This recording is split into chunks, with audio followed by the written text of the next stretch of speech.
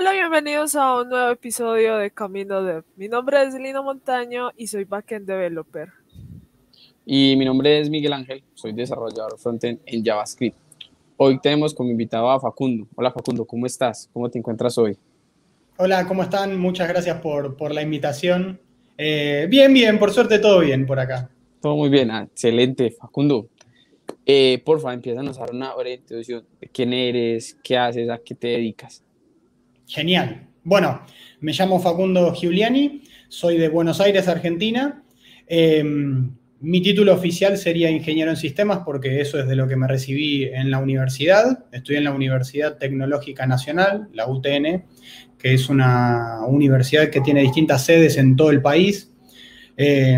Bueno, yo estudié en lo que sería la regional de Buenos Aires, porque es de donde nací, donde siempre viví, y me trabajo hace 13 años, 14 años quizás, desarrollando software o en distintas partes de todo lo que es el workflow, el circuito del desarrollo de software, tanto web como de escritorio en general.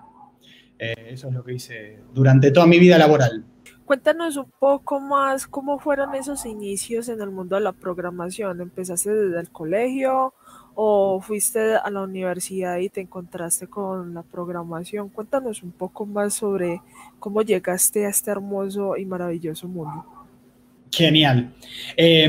Bueno, en realidad todo arranca como desde chico. Mi papá trabajaba con una computadora y tenía una computadora muy vieja que dejó de usar en su trabajo y la llevó a mi casa. Estamos hablando de épocas en las que quizás el internet no era algo habitual en una casa, ni siquiera por dial-up, ni siquiera por teléfono.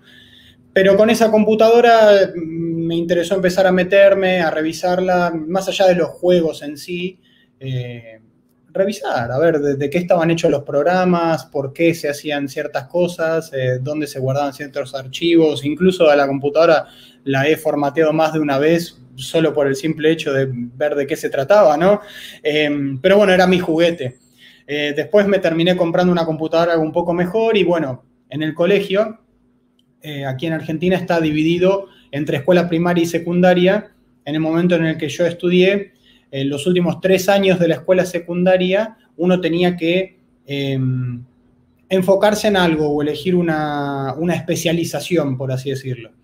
El colegio al que yo fui, de la zona del barrio en el que yo vivo, es el más grande y como tienen tantos alumnos, tenían distintas especialidades, había como 7 especialidades para elegir y una de ellas era informática. Entonces como que decantó y terminé estudiando informática. Y cuando ya tenía, no sé, unos 15 años aproximadamente, entre las distintas asignaturas que teníamos en la escuela, más allá de aprender cuestiones lógicas o el armado o las partes de la computadora, estaba esta materia que se llamaba algoritmos, que es la lógica de la programación básicamente, y así fue el inicio y después de esta materia empecé a tener otras materias que eran de programación en sí, en las que ya tenía que empezar a desarrollar aplicaciones, a hacer sistemas, incluso hemos hecho algún que otro sistema para una pequeña empresa o fábrica de la zona. Y la verdad es que ahí me di cuenta que eso me gustaba realmente. O sea, más allá de estar con la computadora en sí, el hecho de, bueno, el lenguaje con el que aprendimos o nos enseñaron a programar en el colegio era Visual Basic 6. No sé cuál es su edad, pero quizás no sepan de lo que estoy hablando. Visual Basic 6 era un lenguaje que hoy en día la plataforma de Microsoft, el framework de Microsoft.NET, creo que todavía tiene una versión de Visual Basic que se llama visualbasic.net, que vendría a ser algo así como, es la misma idea que C Sharp, es un lenguaje de programación más bien backend para lo que es web o para desarrollo de aplicaciones de escritorio, pero es mucho más, ¿cómo decirlo?, más hablado Visual Basic, es como si uno sabe inglés y lo lee, es como más ir narrando lo que está intentando hacer que abrir unas llaves o unos corchetes o unos paréntesis, que es quizás la sintaxis de C Sharp o más parecido a lo de JavaScript.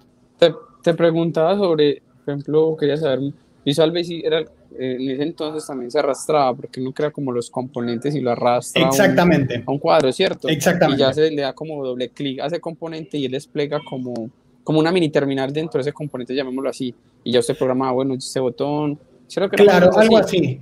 así. Sí, algo así. De hecho, bueno, en ese momento Visual Basic 6 era un lenguaje que se usaba solo para aplicaciones de escritorio.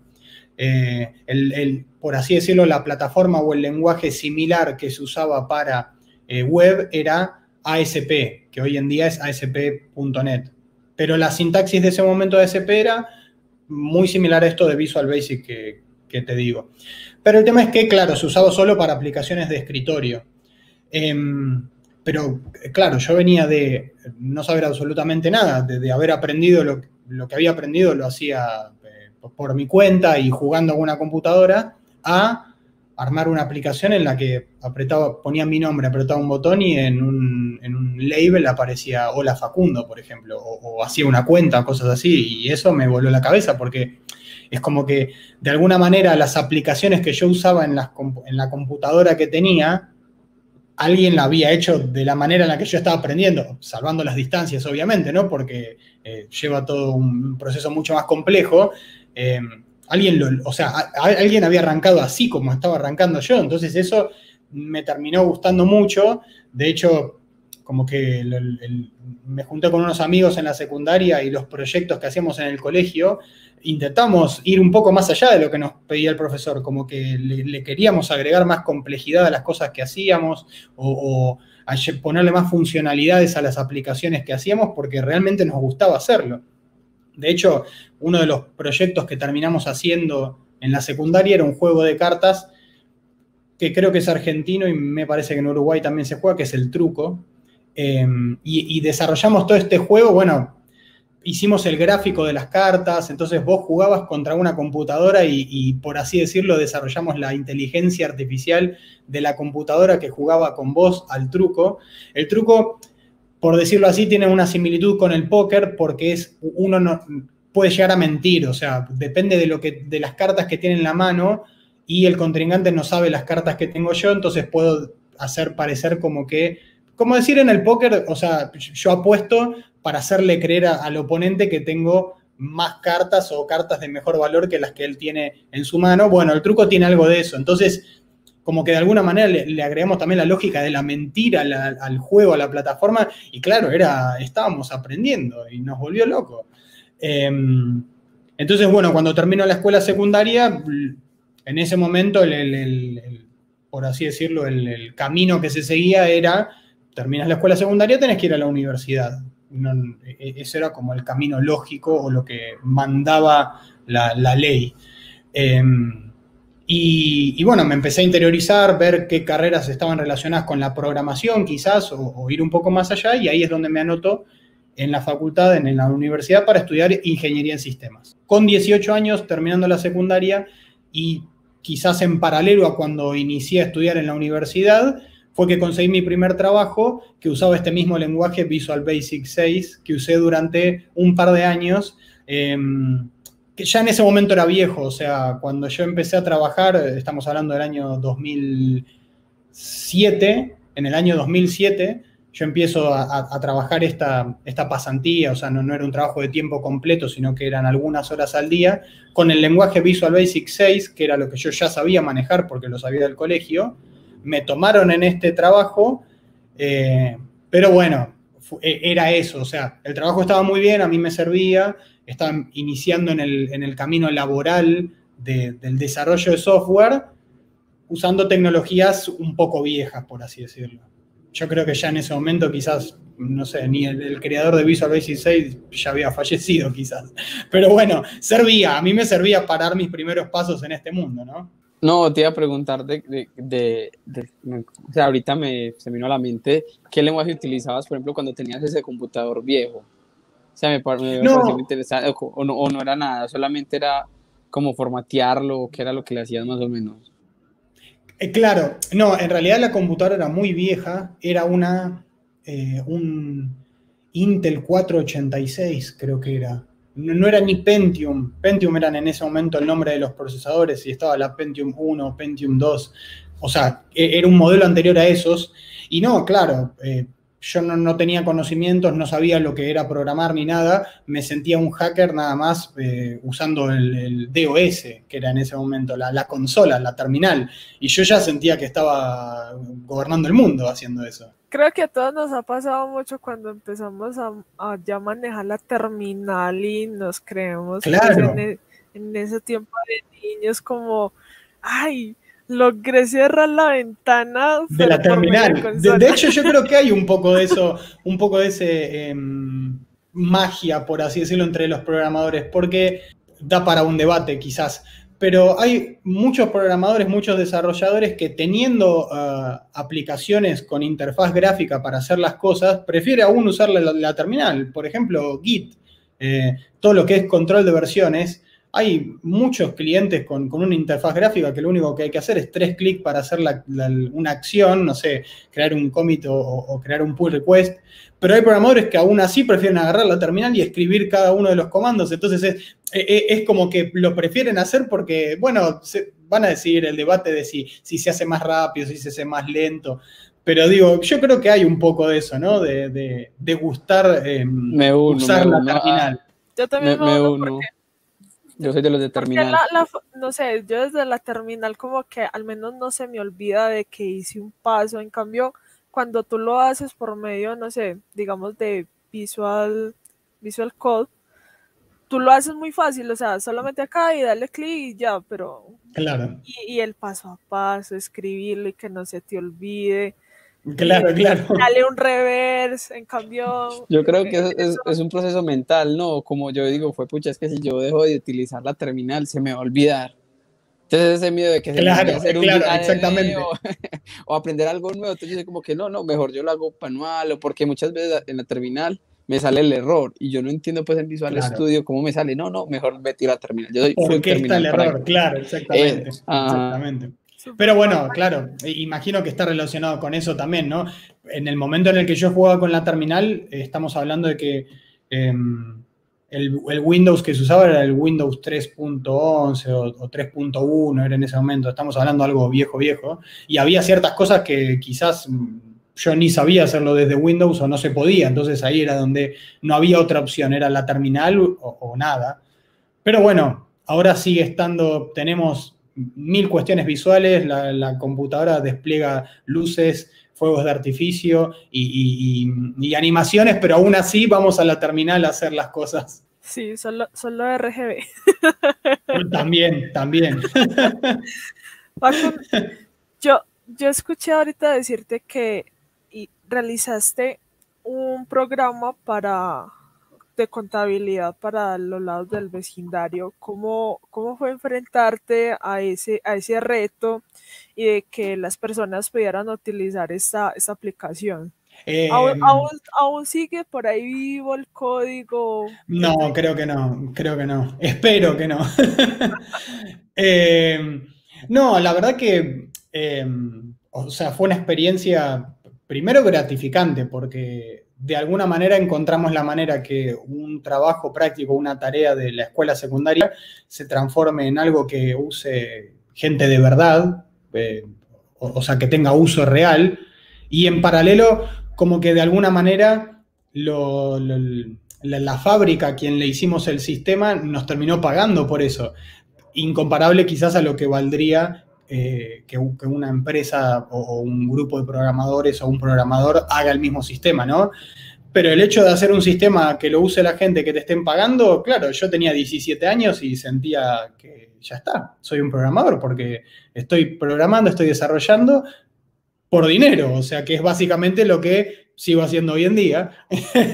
Pero no, la verdad que fue una linda experiencia, por suerte era gente con la que teníamos confianza. Entonces, la verdad es que nos comprendieron bastante, el uso, de alguna manera como que lo que nosotros estábamos automatizando con el sistema era una tarea que ellos tenían hecha completamente manual, entonces pasar de cero a tener algo, para ellos ya era un avance muy grande, entonces no se pusieron muy específicos o con lo que necesitaban o con los requerimientos, y tampoco era que nos iban a pedir tecnología de la NASA o sistemas para manejar una central nuclear, porque lo que nosotros le ofrecíamos era automatizar una parte de su proceso, y ellos aceptaron eso, como que de alguna manera fue tanto para nosotros poder hacer un trabajo práctico para la escuela como para ellos facilitarle una tarea. Pero bueno, de nuevo, tecnología súper vieja. Hoy en día las computadoras, algo hecho con Visual Basic 6, creo que ni lo corre. O sea, el Windows 10 o la última versión de Windows no corre aplicaciones hechas con ese lenguaje, así que imagino que no sé dónde estará ese código. Ni siquiera sé si lo tengo ese código. Pero sirvió porque de alguna manera uno empezó a enfrentarse a ciertas cuestiones que después cuando entra al mundo laboral se da cuenta que están mucho más simplificadas. Siempre me acuerdo y me río porque mis amigos, que eran mis compañeros de secundaria con los que hicimos ese sistema, yo hoy en día sigo teniendo relación. Bueno, uno de ellos vive como a 400 kilómetros de mi casa y el otro vive en Holanda, así que por cuestiones geográficas no nos vemos muy seguido, pero siempre nos reímos porque recordamos ese sistema y recordábamos la manera en la que llevábamos el control de las distintas versiones de los archivos o del distinto código. Y era bastante chistoso porque es la manera de pensar que tiene uno cuando no está completamente interiorizado en el tema. Nosotros teníamos, en ese momento se usaban CDs regrabables, hoy creo que había pendrives, y claro, en el pendrive teníamos 35 carpetas con todo el código fuente de la aplicación, en la que les poníamos nombres en clave, como decir, sistema anda, sistema versión final noviembre, sistema el día que faltó el profesor. Nombres así le poníamos a las carpetas. Que claro, cuando uno después termina usando SVN con Tortoise, que se usaba en ese momento, o Git ahora, uno ve y dice, pero estaba reinventando la rueda, o sea, estaba intentando hacer algo de una manera totalmente rudimentaria cuando había una herramienta que se podía usar y que estaba mucho más preparada para el mismo objetivo. Pero bueno, uno se acuerda con gracia de esas cosas, ¿no? Qué bacano, ¿sabes? Que me causa... O sea, ahí hablaste de tu primer trabajo. No, ahorita acá estamos tocando el tema de tu colegio, el primer trabajo, pues, como en la escolatura, en el colegio, ¿cierto? Me gustaría saber cómo fue ese primer trabajo laboral. O sea, ahorita nos hablabas que era de poco tiempo, pero ¿cómo se dio? ¿Cómo se llegó? ¿Fue fácil o no fue fácil? ¿O cómo se dio esa tarea que casi siempre a todos los que estamos empezando nos cuesta dar ese primer salto a conseguir el primer empleo? Claro, claro. Sí, bueno, a mí como que de alguna manera el hecho de que durante la escuela haber usado el mismo lenguaje de programación o las mismas tecnologías que después terminé usando en mi primer trabajo real, por así decirlo, me ayudó. Lo cierto es que cuando entro al trabajo me di cuenta que yo no sabía nada, que realmente lo que estábamos usando era una pequeña porción de todo lo que se puede llegar a usar para desarrollar un sistema. Bueno, en ese momento era una aplicación de escritorio, pero claro, los nervios de un muchacho de 18 años yendo a pedir trabajo. Bueno, tuve una entrevista técnica en la que me tuve que sentar y una persona que después terminó siendo el líder del equipo en el que yo trabajaba, me pidió hacer un sistema con una base de datos que era o sea, me pidió hacer un sistema usando bases de datos SQL, y lo que yo había usado en el colegio era algo distinto. Entonces fue como que de alguna manera tuve que ver cómo me desenvolví. De alguna manera entiendo que quien me acepta en el trabajo, quien me termina contratando, sabía que yo no tenía experiencia y que de alguna manera me iban a tener que capacitar. Así que igualmente me contrataron, y de nuevo los primeros meses fue de aprendizaje total. Pero bueno, en esta empresa, esta empresa es una software factory con pocos empleados, con distintos clientes. Entonces yo trabajé para varios clientes, pero haciendo cuestiones menores quizás al principio. En esa empresa trabajé creo que 6 años, o casi 6 años, que es bastante, me parece, para lo que es el mundo del desarrollo de software. Sí. Sí, sí, sí. Yo creo que eso es como, o sea, no sé cómo es la palabra, pero hoy en día uno, pues, o mucha gente es 2, si mucho 2 años, o sea, es muy cambiante que la persona no esté en una empresa más de 2 o 3 años. O sea, 6 es Sí, sí, mucho. sí. Sí, sí, es mucho, es mucho. De hecho, si bien no era el hecho de estar cambiando constantemente de trabajo, no era tan común en esa época, igualmente en esa época 6 años en un mismo trabajo era como bastante, bastante. De hecho, aquí en Argentina, dependiendo de la cantidad de años que vos estás trabajando en una empresa, te dan más días libres o más días de vacaciones. Y yo tenía más que compañeros de universidad, porque claro, en la empresa en la que yo trabajaba mientras estudiaba, yo estuve siempre en la misma empresa y ellos quizás cambiaban de trabajo, entonces tenían menos. Pero lo que pasa es que en este trabajo, si bien yo fui avanzando y fui teniendo más responsabilidades, incluso cuando me termino yendo, ya estaba en un buen puesto en ese trabajo, ya no hacía más aplicaciones de escritorio, sino que trabajaba con C# y ASP.NET haciendo una intranet que usaba una empresa de seguros muy grande de aquí de Argentina. Lo cierto es que de alguna manera en esa empresa yo he llegado a trabajar tiempo completo, pero la mayor parte de esos 6 años fue un trabajo a tiempo parcial. Y eso a mí me servía, porque yo siempre tenía fijo mi objetivo, que era terminar la carrera, o sea, recibirme de la universidad. Ese era mi objetivo en ese momento.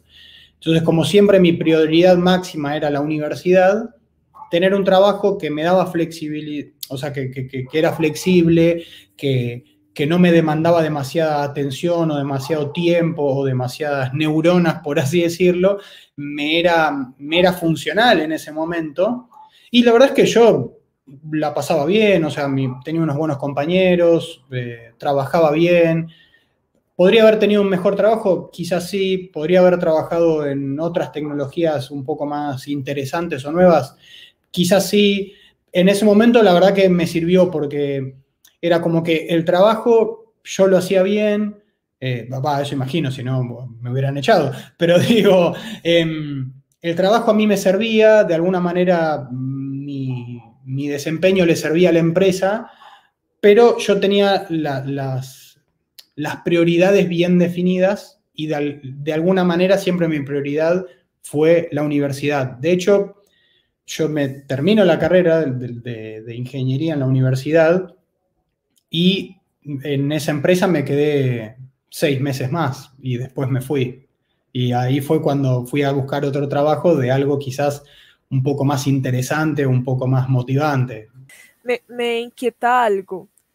¿Cómo hiciste sabiendo que la prueba fue algo, al parecer, con lo que nos cuenta algo tecito, que fue con bases de datos y no sabías totalmente bases de datos y que pasaras y que te dieran esa oportunidad y luego pasar a otro lenguaje C#? ¿Cómo ha sido toda esa transición en todos esos 6 años que estuviste trabajando con ellos? Sí, de alguna manera yo creo que el hecho de seguir avanzando en la empresa o de ir teniendo más experiencia y de ir aprendiendo más cosas y que de alguna manera me den más responsabilidades y responder en base a eso, hicieron que, como era una software factory, me fui moviendo de un proyecto a otro. Lo que tienen las software factories en general es como que van alocando a los empleados dependiendo a qué es lo que necesitan en ese momento. O sea, tienen un sistema que tienen que lanzar en 6 meses y le ponen empleados para que trabajen en ese sistema. Después aparece otro sistema y trabajar en otro sistema.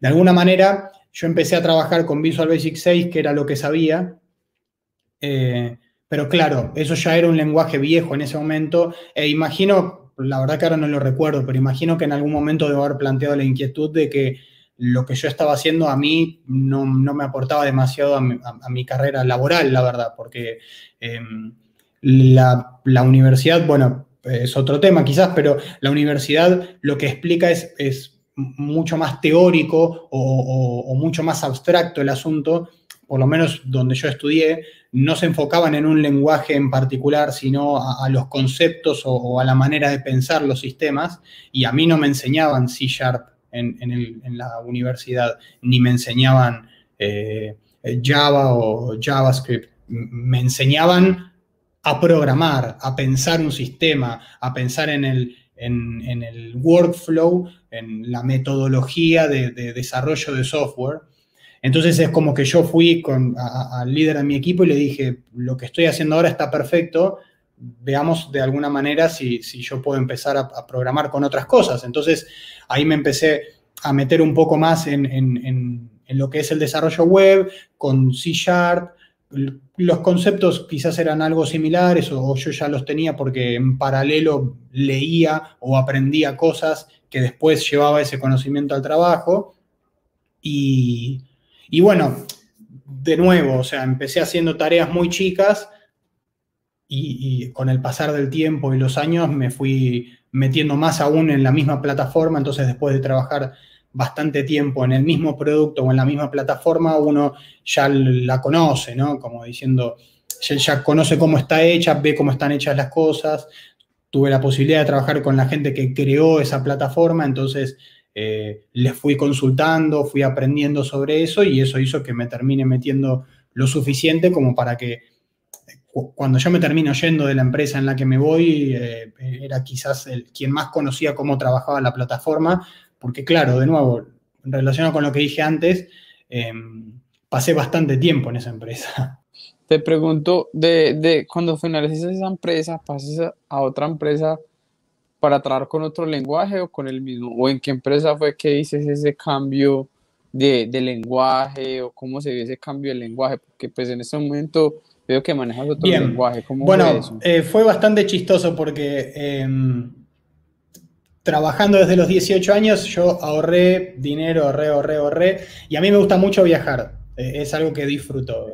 Siempre pensé que yo trabajaba para ganar dinero, para vivir, pero en paralelo para hacer cosas o darme gustos que si es que me lo permito, es que sí puedo, ¿no? Y a mí viajar me gusta mucho.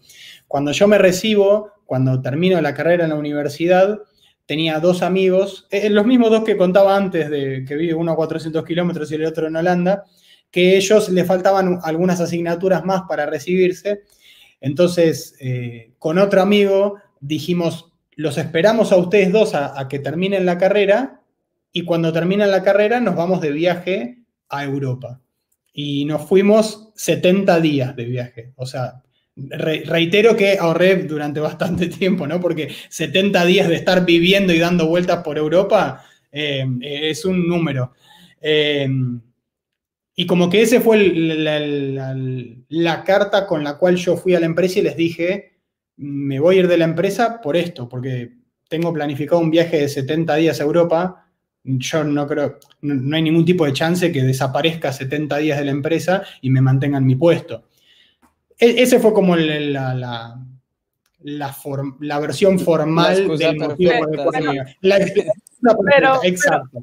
Pero no te dieron la opción, no, pero sí, para que de hecho sí, no pero renuncie, nosotros le damos las vacaciones. Sí, intentaron como, o sea, me propusieron un arreglo, pero detrás de eso era una excusa, era realmente una excusa. Yo como que lo usé. Quizás el hecho de haber trabajado tanto tiempo en esa empresa y realmente no tener ningún problema con ellos y que ese haya sido mi primer trabajo, yo no me animaba a toda la situación de me quiero ir de la empresa, entonces como que eso me vino como anillo al dedo, fue la excusa perfecta. Entonces, bueno, me voy y creo que a la semana que renuncio del trabajo nos vamos y viajamos estos 70 días con amigos. Y claro, cuando volví después yo estaba desempleado. Entonces me puse a buscar otro trabajo y al mes o al mes y medio creo conseguí otro trabajo que bueno, era, a eso quería llegar.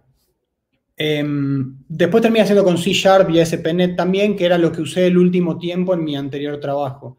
Y paradójicamente hoy en día sigo usando C# en mi trabajo, ¿cómo decirlo?, de tiempo completo. Sigo usando ASP.NET, sigo usando C#.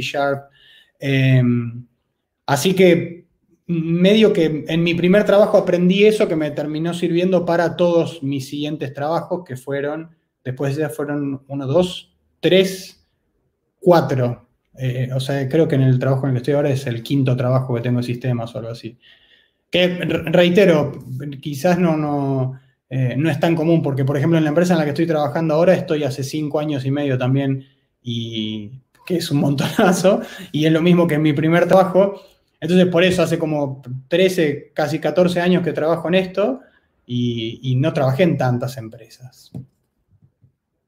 Pero en esa empresa actual que estás completamente remoto. ¿Cómo fue cambiar Sí. desde, desde sitio a estar completamente remoto? ¿No fue un choque total o querías totalmente cambiar ese modo de trabajar? Fue un choque total, fue un choque total. La zona en la que yo vivo en Buenos Aires no es en el centro de la ciudad, estoy un tanto alejado, entonces todas las empresas para las que yo trabajé previamente, las oficinas están más bien en el centro de la ciudad. Y para viajar yo, bueno, me tengo que tomar un tren y después tengo que tomar un subterráneo, un metro. Y claro, desde mi casa en general tenía entre 1 hora y 1 hora y media para ir y otro tanto para volver. Además de, bueno, lo que es acá le decimos la hora pico, no sé si le dicen igual ustedes, pero lo que sería el rush hour. Eh, y era todo un cansancio mental que no tenía nada que ver con el trabajo al que yo iba a hacer, ¿no? O sea, yo tardaba 1 hora o quizás más en llegar a la oficina viajando, bueno, el tren y el subte en Buenos Aires es un medio de transporte que lo usa muchísima gente, entonces las condiciones en las que uno viaja en hora pico son un tanto extremas. Entonces yo llegaba quizás detonado del viaje a la oficina y yo sabía que me quedaban por delante 9 horas de trabajo y después, bueno, a mi casa cuando llegaba la noche ya era como, estaba detonado, no quería saber nada. Un amigo de mi primer trabajo, que paradójicamente nunca trabajamos en el mismo equipo, pero trabajamos en la misma oficina, así que nos llevamos muy bien y aparte éramos de un grupo en el que compartíamos cervezas, actividades, etc. Había empezado a trabajar en una empresa, bueno, perdón, hablando de quedarse mucho tiempo en una empresa. Mi amigo, Darío, trabajaba en la empresa en la que fue mi primer trabajo, también fue el primer trabajo de él, pero él es un tanto más grande que yo, tiene un par de años más que yo, y en esa empresa trabajó, si mal no recuerdo, 17 años.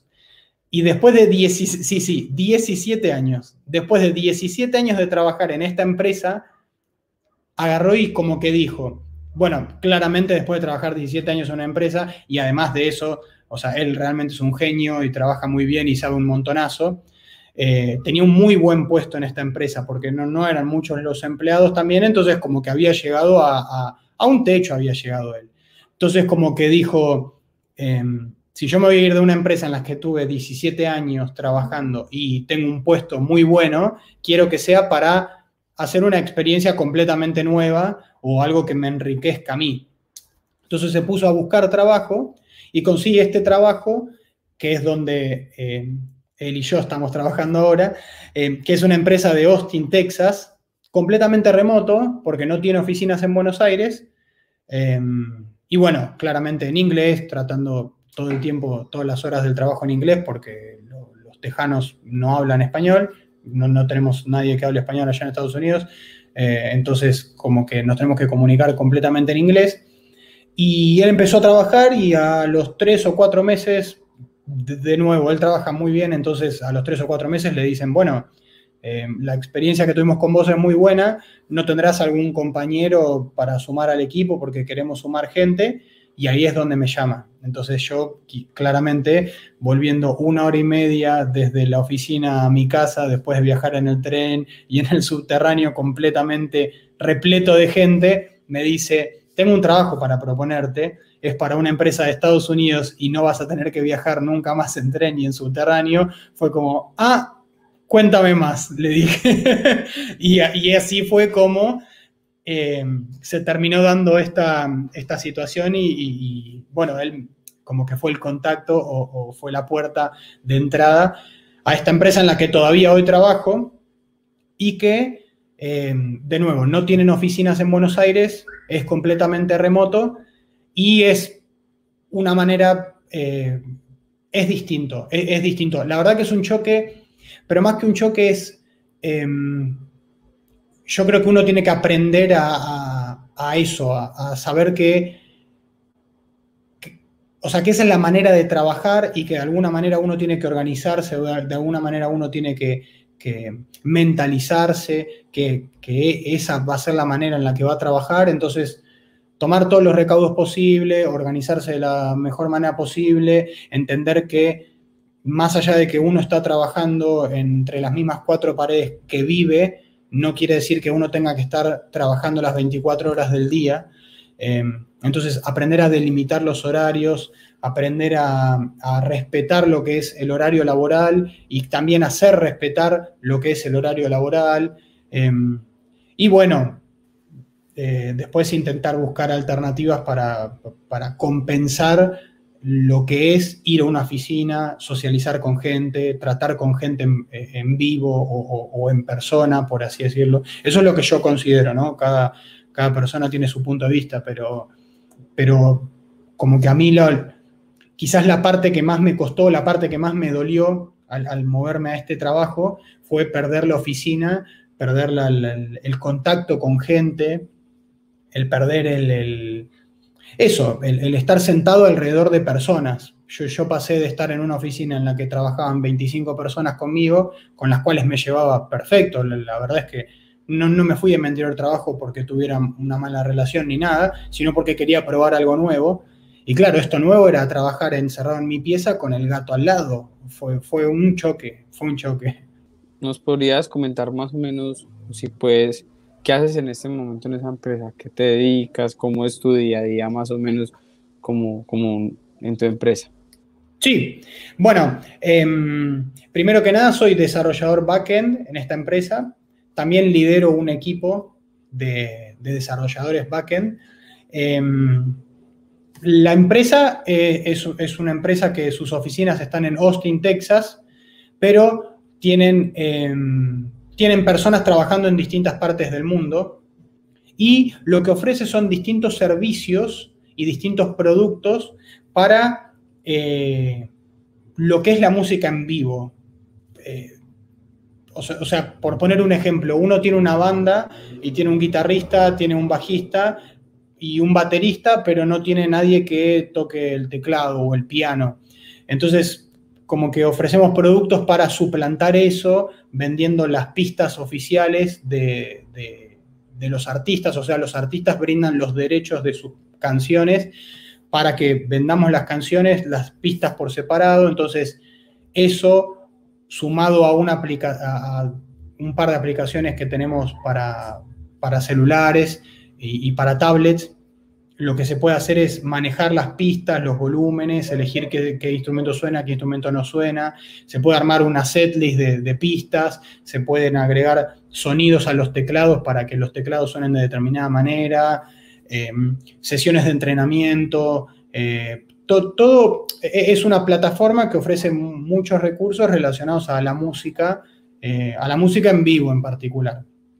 Pero sí, mi puesto en particular es desarrollador backend y lidero un equipo de desarrolladores backend para lo que es las API que se usan en las aplicaciones y bueno, también desarrollamos toda la web, toda la plataforma web de la empresa.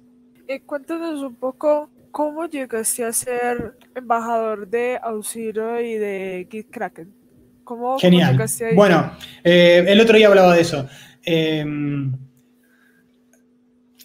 La pandemia, o sea, a cada uno le ataca a su manera y la cuarentena a cada uno le ataca a su manera. A mí me agarró por el lado de ver que yo iba a pasar mucho tiempo encerrado en mi casa y yo en general soy una persona que no pasa mucho tiempo en su casa. Esto viene un poco relacionado con lo que decía antes de socializar y de buscar actividades o cosas para hacer. Después de los primeros meses de trabajar remoto y estar todo el día encerrado en mi casa y ver que no me sacaba el pijama ni para trabajar ni para vivir y que no le veía la cara a nadie después de un par de días, me empecé como a autoforzar a buscarme actividades. Entonces empecé a ir empecé a salir a ejercitar, empecé a verme con amigos, empecé a salir a caminar por el barrio, empecé a ir al cine, empecé a ir a eventos de comunidades de software que hay aquí en Buenos Aires. Como que de alguna manera siempre me forcé a hacer cosas después del trabajo. Entonces, cuando la cuarentena viene, claro, se cortó todo eso, porque ni yo podía salir de mi casa ni las actividades se hacían. Entonces, siempre algo que tuve pendiente cuando yo iba a estos eventos de las comunidades era, ¿por qué no doy una charla? ¿Por qué no soy yo el orador del evento? Sí, la verdad es que a mí me gusta hablar, o sea, sinceramente, a mí me gusta compartir palabras, me gusta compartir conocimientos y más allá de lo que es el software o el desarrollo de software en sí, me gusta hablar. Entonces dije, ¿por qué nunca me animé a estar frente a un grupo de gente y dar una charla en uno de estos eventos? Y era algo que siempre me picó y que siempre quise hacer, pero nunca me animé a dar el paso. Entonces empecé a ver y empecé a pensar cómo trabajar sobre eso desde el tiempo en el que yo estaba encerrado en mi casa en la cuarentena. Y empecé a leer, empecé a capacitarme, empecé a jugar o a trabajar con tecnologías que no son las que uso en el trabajo, más que nada para tener esta motivación de estoy aprendiendo algo nuevo. Y en paralelo pensé cómo puedo hacer para compartir el proceso de aprendizaje que estoy teniendo yo de estas tecnologías o de estas metodologías o de todo lo que estoy aprendiendo nuevo, cómo hacer para compartir eso con la gente. Entonces ahí es donde se me prende la lamparita y digo, tengo que ver la manera de si me animo a dar una charla o algo así. Y bueno, la pandemia lo que trajo aparejado fue que muchos eventos que se hacían de manera presencial pasaron a hacerse de manera virtual. Yo en particular prefiero toda la vida un evento presencial en la que puedo compartir tiempo, compartir cervezas y charlar con gente, pero le intenté ver el lado bueno y el lado bueno es que las convocatorias para oradores se abrieron bastante más, porque ahora no había ninguna limitación geográfica. Bueno, sin ir más lejos, estamos grabando ahora un podcast, ustedes están en Colombia y yo estoy en Argentina y nada nos detiene. Entonces, lo mismo pasó con los eventos. Yo agarré y empecé a ver y empecé a asistir a eventos de otros países, de Estados Unidos, de Inglaterra o de Latinoamérica incluso. Y cuando empecé a asistir a esos eventos vi que las convocatorias de oradores no estaban restringidas a cuestiones geográficas. Entonces, claro, dije, bueno, vamos a ver. Digo, voy a proponer charlas y a ver si me aceptan. Y me empezaron a aceptar, que fue lo entretenido, ¿no? Entonces, bueno, empecé a dar estas charlas, empecé como a sacarme el miedo. Quizás lo que tiene de ventajoso, por así decirlo, un evento virtual o una charla virtual es que yo ahora estoy hablando y le estoy hablando a una cámara y a una pantalla en vez de estar hablándole a 100 personas que me están mirando a la cara. Entonces, si uno tiene vergüenza o si uno no está del todo seguro, quizás es como un primer paso para romper el hielo. Entonces empecé a dar estas charlas y empecé a crear mi sitio personal que no tenía, en el que empecé a escribir ciertos artículos de blog relacionados a todo lo que iba aprendiendo. Empecé a agarrar mi Twitter y mis redes sociales e intenté como apuntarlas un poco más a lo que es la tecnología y no tanto a perder el tiempo sin sentidos, por así decirlo. Entonces, todo eso empezó a llevarme hacia un camino en el que me estaba haciendo como una imagen de, mírenme, soy Facundo, soy un desarrollador de software y esto es lo que hago, esto es lo que me interesa. Y en paralelo empecé a interiorizarme sobre estos programas que ciertas empresas, ciertas compañías tienen, que son los programas de Ambassador o programas de relaciones de desarrolladores y cosas así. Y uno de los primeros con el que me topé fue GitKraken.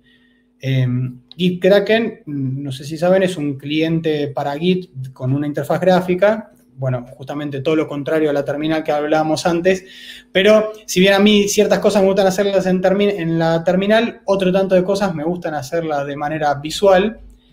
GitKraken es una de esas. Yo la aplicación la venía usando hacía como 2 o 3 años ya y me topé con que tenían un programa de ambassadors, de embajadores de GitKraken.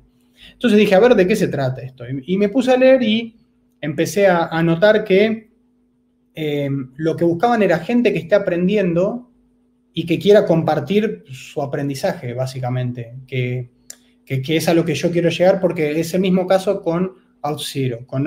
OutZero Ambassador es un programa en el que buscan gente que esté interesada en aprender sobre desarrollo y en compartir sobre lo que aprende con otros desarrolladores. Lo que buscan, tanto GitKraken como OutZero, no son súper expertos del producto en sí. O sea, ellos no quieren, por lo menos es mi manera de verlo, ellos no buscan una persona que venda GitKraken o que venda OutZero. Ellos lo que quieren es una persona que esté aprendiendo, si es algo relacionado al producto, mejor, pero que esté aprendiendo y que después ese aprendizaje lo comparta, por así decirlo. Facu, y para hacer eso, sí. te interrumpo un Sí. momentico. Pero entonces, no solamente lo has compartido ese conocimiento a las comunidades, pero ¿no has tratado también de incursionar en el mundo de la creación de contenido en YouTube o en Twitch o en blogs? Por el momento no, a lo que es YouTube y Twitch, no. Sí estuve escribiendo blog post y tengo toda una lista de potenciales tópicos de los cuales me gustaría escribir post también, pero bueno, me voy a sentar en algún momento con más tiempo y voy a empezar a escribirlos. Quizás durante este tiempo lo que hice fue... aprovechando la virtualidad de los eventos, ver los eventos que buscaban oradores e intentar enviar mis propuestas de charla a los eventos. Y la verdad es que, o sea, tuve muchas respuestas positivas en cuanto a gente que aceptó mis propuestas para dar la charla y terminé dando unas cuantas charlas, sinceramente. Ahora no se me ven a la cabeza, pero quizás de mitad de año a esta parte o de mayo a esta parte terminé dando como unas 12 charlas o 14 charlas en distintos eventos. Sí, a mí me asombró, bueno, enhorabuena, ¿no? Pero me asombró eso, la aceptación que tuvieron mis distintas propuestas a los eventos, que aparte eventos de cualquier parte del mundo. He hablado en el meetup de Jamstack de Medellín, he hablado para México, para Portugal, para Polonia, para Burundi. El fin de semana pasado pude dar una charla por un evento de Rusia, bueno, de Estados Unidos, de Argentina, de Chile, de un montonazo de lugares. Entonces, como que eso me llevó mucho tiempo, me consumió mucho tiempo. Quizás no me permití invertir más tiempo en escribir o en generar contenido en posts, en blog post, o no sé, animarme a lo que son transmisiones en Twitch o en YouTube para ver de qué se trata. Como que ¿cómo decirlo? Mi manera de compartir se enfocó más en lo que son dar charlas en eventos que en esas otras metodologías, por así decirlo. Pero bueno, más allá de eso, el tema es que estos programas de ambassador, de embajadores, como que fomentan eso, fomentan que uno dé charlas, fomentan que uno participe en vivos de Twitch o de YouTube.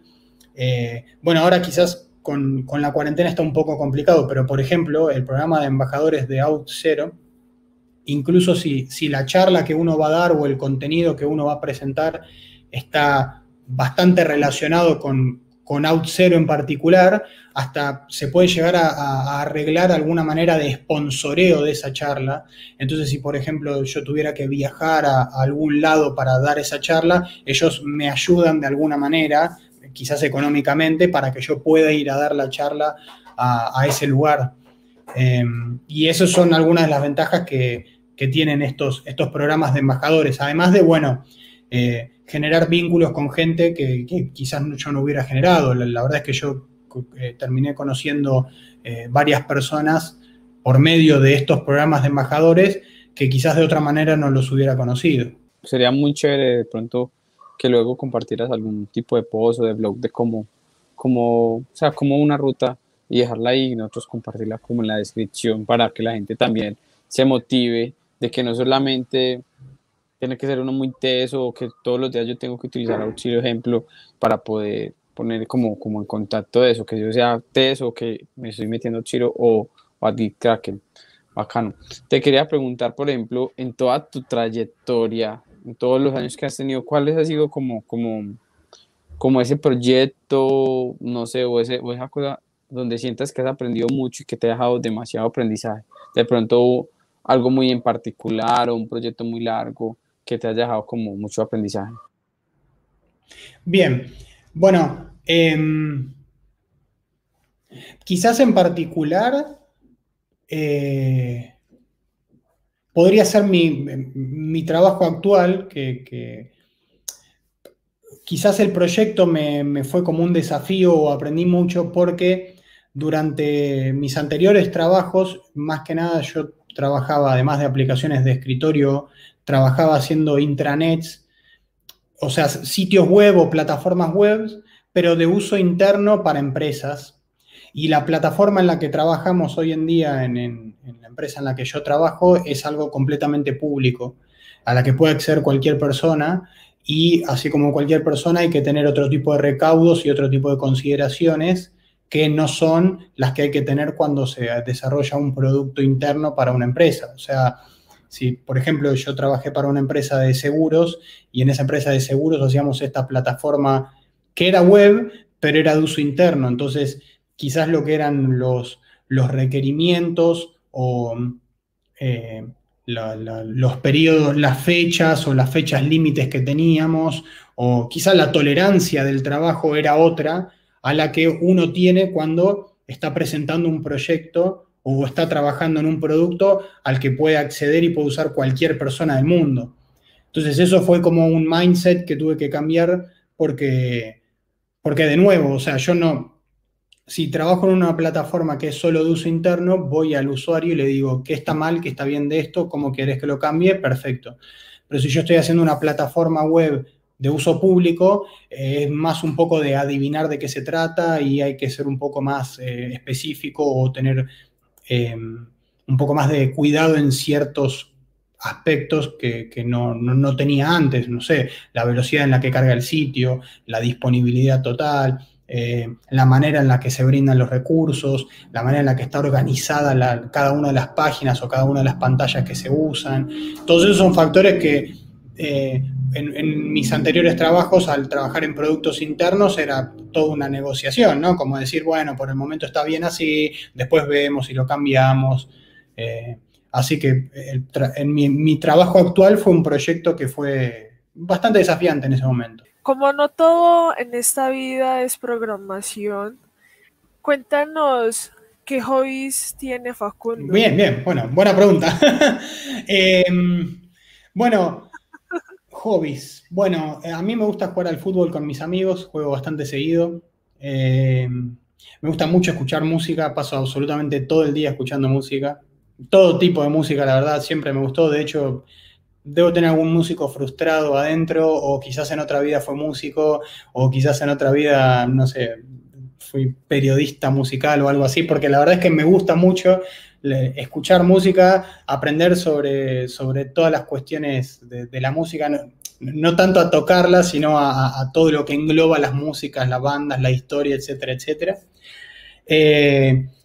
Y después, sí, la verdad que así en este momento como hobby, más que ejercitarme, jugar al fútbol con mis amigos, escuchar mucha música, en su momento me gustaba también salir a tomar cerveza con amigos, íbamos a descubrir bares nuevos, a probar cervezas distintas. Me gusta mucho tomar cerveza, no es que tomo mucha cerveza, me gusta tomar cerveza. Pero digo, íbamos a distintos bares y eso, nos gustaba hacer eso. Con un grupo de amigos también íbamos a probar distintas hamburgueserías de la ciudad para buscar cuál era la mejor hamburguesería de Buenos Aires, ese tipo de cosas. Siempre a intentar salir de mi casa, ¿no? Como que por ahí venía las actividades que me gustaban hacer. Despejarme un poco también de lo que era sistemas en ese momento. Te pregunto algo como muy personal. Por ejemplo, si tú te pones como a ver en el pasado, tu yo del presente te sentiría orgulloso de... Te preguntaba que si tú por ejemplo, si tu yo del pasado se sentiría orgulloso de tu yo del presente. Yo creo que sí, yo creo que sí. Cuando era más joven era bastante autoexigente conmigo. Y muchas cosas cambiaron desde esa época, más que nada con todo lo relacionado a la tecnología y al desarrollo de software, como que las expectativas que tenía uno en ese momento eran otras porque quizás los tipos de trabajo o lo que uno conocía era de otra manera, ¿no? O sea, quizás cuando era más joven y era bastante más chico, quizás uno se veía más como, no, voy a ser el director. Perdón, tengo un invitado. Un invitado Perdón, sorpresa. sí, sabrán disculpar, pero Tremendo este es invitado. uno de mis dos coworkers. El otro también es un gato, pero bueno, cada tanto le gusta subirse acá. Y ahora se va a bajar, obviamente, porque me tenía que hacer pasar el ridículo nada más. Pero digo, quizás el punto de vista que tenía uno en otro momento era, quizás, no, voy a ser el director de una empresa, o voy a hacer esto, o voy a ser el gerente de sistemas de un banco gigante, porque uno se veía en algo así, y hoy la verdad es que concretamente estoy lejísimos de eso, pero porque la vida me fue llevando por ese lado. Yo no reniego en absoluto del trabajo que hago, menos que menos de la vida que llevo, porque soy un completo afortunado, trabajo de lo que me gusta, trabajo de lo que estudié, me va bien, no tengo ningún tipo de queja. Entonces, yo creo que si el Facundo de 18 años viene y ve al Facundo de 32 que recién cumplí en noviembre, mira y dice, me ve la vida que estoy llevando, yo creo que estaría orgulloso. La verdad que no me puedo quejar, soy un privilegiado, por suerte. ¿Qué sería de Facundo si no hubiera asistido a la programación? ¿Qué crees cómo sería tu vida ahora si no hubieras sido por esa carrera? ¿Qué hubieras elegido? ¿Qué te hubiera gustado hacer? Esa es una pregunta compleja. Wow. O sea, sinceramente, no me veo haciendo otra cosa que no sea programar. O sea, suena súper duro si lo digo así, pero no me veo bueno haciendo otra cosa que no sea programar hoy en día. La verdad es que programo desde que tengo 15 años, trabajo de programación desde que tengo 18 años, entonces es como que nunca trabajé de otra cosa, nunca estuve en otro ambiente laboral que no sea eso. Imagino, quizás es un poco paradójico, pero imagino que quizás hubiera trabajado de algo más relacionado con lo social, con las relaciones personales, no sé, algún sector de recursos humanos o hubiera trabajado de periodista, no sé, algo por el estilo.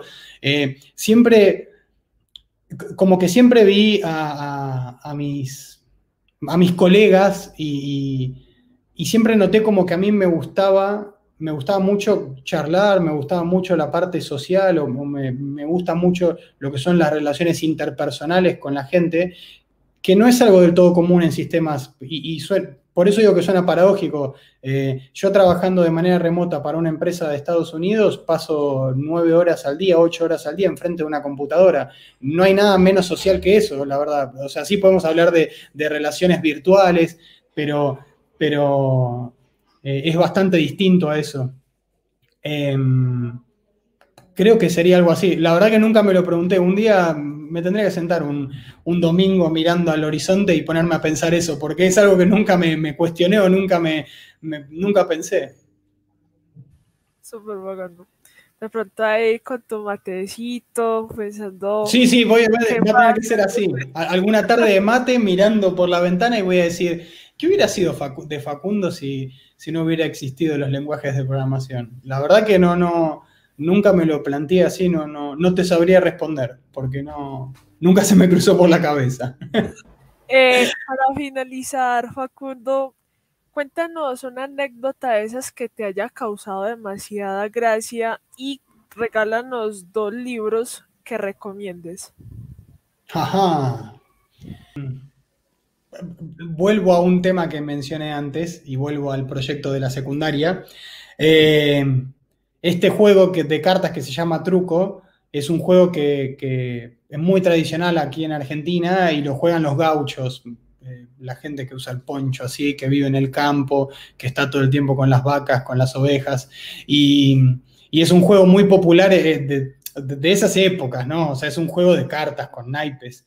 Eh, y, y nosotros como que estábamos tan emocionados con el proyecto que queríamos llevarlo un poco más allá. Entonces hicimos que un amigo nuestro que siempre hacía chistes y como que se personificaba y le gustaba, no sé, jugar, disfrazarse, esas cosas, lo disfrazamos de gaucho, entonces sacamos las fotos y ya el programa, la aplicación, el juego tenía fotos de gaucho, entonces también tenía las voces de él, habíamos puesto las voces que para cada momento en el que tiraba una carta decía un dicho distinto.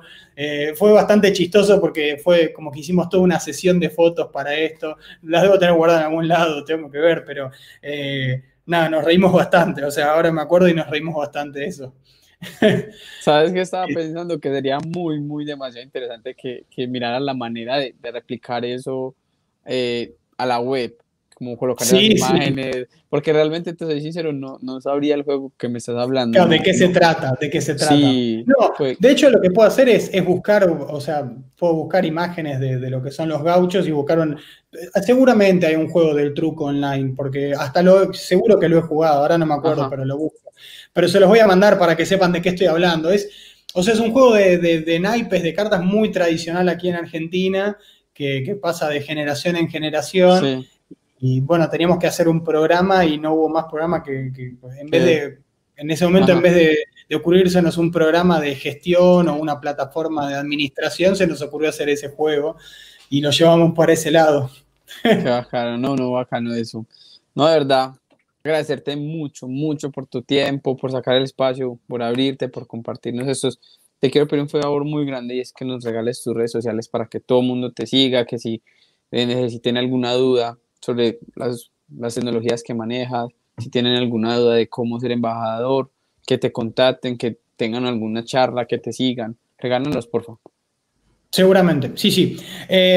Bueno, mi nombre es Facundo Giuliani, mi sitio web personal es fgiuliani.com. En Twitter aparezco como Facundo Zurdo, con Z. En LinkedIn aparezco como Facundo Giuliani también. Yo creo que por ahí me pueden contactar. En GitHub estoy como fgiuliani también. Pero sí, completamente. Estoy abierto a cualquier tipo de consultas, a charlar de lo que sea, a debatir, a armar un debate existencial sobre qué tecnología es mejor que la otra, si es mejor los espacios o los tabs. La verdad es que, como lo dije antes, a mí me gusta mucho hablar, así que bienvenidos sean para mantenernos en contacto. Cualquier pregunta que tengan, cualquier duda, cualquier consejo. Siempre hay tiempo para charlar de sistemas y de desarrollo de software. Siempre es un buen momento. De lo que nos gusta, de lo que más nos gusta, que es hablar de sistemas. Exactamente, exactamente. Y perdón, ya que estamos, aprovecho Ajá. un comentario más que siempre me quedé pensando de eso, o leo en las redes sociales y es como que así como un lema o como una cosa que queda. Y es que yo considero que cualquier persona puede meterse al mundo del desarrollo de software y en cualquier momento de su vida. Sí, Por eso lo digo, si hay gente que está escuchando o mirando este podcast, no entró todavía en lo que es el mundo del desarrollo de software, siempre hay tiempo y es apto para cualquier persona. No hay que ser Einstein para entrar, no hay que... Lo podemos dejar quizás de debate para una segunda oportunidad o lo que sea, pero no hace falta tampoco estudiar una ingeniería y hacer una carrera de grado de 10 años para recién empezar a tener el primer trabajo de programación. Hay un montón de oportunidades, hay un montón de alternativas, hay un montón de puertas abiertas para la gente que quiera meterse en el mundo del desarrollo y por eso considero que es bueno, por ejemplo, lo que hacen ustedes con este podcast, que es correr la voz y dejar en claro ese mensaje. Lo que sirve quizás de gente contando su historia de vida o cómo se metió en el mundo del desarrollo de software es quizás prenderle la llama del interés a otra persona que no está muy segura y está dudando, y ver eso, que la verdad es que no creo que haya ningún tipo de restricción para meterse en el mundo del desarrollo de software. Sí, apoyado totalmente. Igual la gente también debe entender que todo es como no es un camino fácil, tampoco es un camino seguramente. difícil, pero es cuestión, yo creo que lo que nosotros hablamos mucho es de esa constancia y ese 1% que le suma a uno. Si usted practica todos los días una horita, todos los días una horita, en un mes son tantas horas, en 3 meses son más horas, y cuando llegas vas a dar un momento que sabes de todo. Entonces es cuestión, yo creo que de constancia, de solamente querer y hacerlo. Sí, totalmente, totalmente. De hecho, bueno, por eso, para dejarlo quizás más en claro, pero es eso. Tenía un profesor una profesora, perdón, en la Sí, universidad que tenía una frase que me quedó muy grabada, que decía que no triunfa el más capaz, sino que triunfa el más tenaz. Como que triunfa o sea, quien más se esfuerza, quien más insiste, quien más energías pone, más que el que viene con una capacidad, por así decirlo, previa. Y por eso yo creo que eso está un poco relacionado a lo que decías. Uno no va a estar trabajando de desarrollador de software de aquí a 15 días si empieza a aprender ahora a desarrollar, y tampoco va a tener el mejor empleo del mundo en 2 años de trabajo. Lo que sí creo es que cualquiera puede meterse a este mundo, al mundo del desarrollo de software, si tiene interés en eso, y no creo que haya barreras que impidan eso. Me parece más bien que está todo dado para que se sume la gente, de nuevo, que le interese, pero creo que está todo dado para que cualquier persona se pueda meter en este mundo. sí, apoyo total, de verdad, no, muchas gracias por esas palabras, esperamos luego hacer un mini bannercito y poder compartirlas, bacanas, bacano ese pensamiento y esa idea de este podcast, de que se animen, de que quiten esos miedos y que empiecen a programar, y cualquier duda que tengan también nos pueden preguntar a nosotros pues podemos ser junior, pero hay cosas muy sencillas o cosas que la otra persona tiene duda y uno ya la resolvió y puede ahorrarse como esa trayectoria de buscar, de indagar tanto y decir, ve, puedes hacerlo de esta manera y tu mente se puede despejar.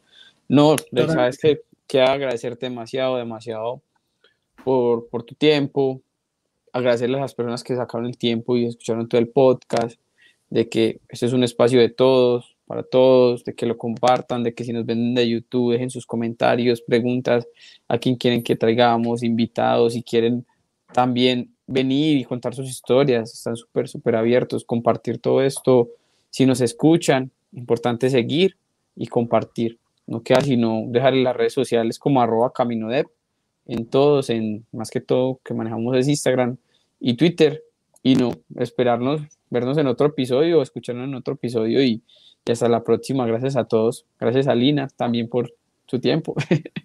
Muchísimas gracias, Miguel. Muchísimas gracias, Gracias a Facundo. ustedes por la invitación Y y la oportunidad. La pasé muy bien, de gracias. verdad, muchas gracias. No, a vos. Ok. Nos vemos en un nuevo podcast. Chao.